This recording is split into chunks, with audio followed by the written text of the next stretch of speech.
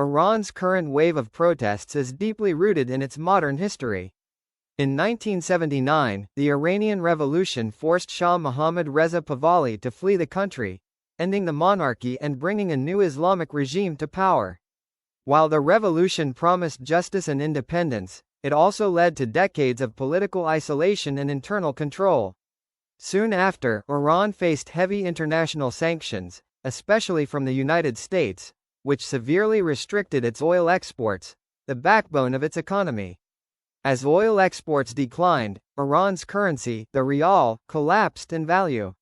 Since the revolution, the Iranian rial has lost over 90 to 95% of its value against the US dollar. In recent years alone, sharp devaluations wiped out people's savings. Inflation surged as prices of food, fuel, and housing rose rapidly, with annual inflation often ranging between 40% and 50%, and at times even higher for essential goods. This economic pressure hit Tehran's merchants and middle class the hardest. Shopkeepers in the capital's historic bazaars were among the first to call for protests, demanding economic relief and policy change.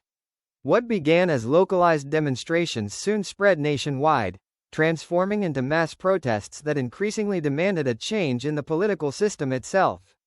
In response, the state deployed security forces and the army to suppress dissent.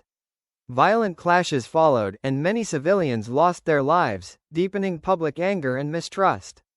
The Iranian government blamed foreign powers, particularly the USA and Israel, accusing them of fueling unrest and economic warfare.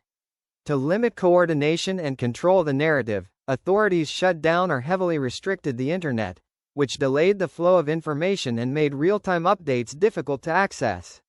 Today, Iranian protests are not only about inflation or currency collapse.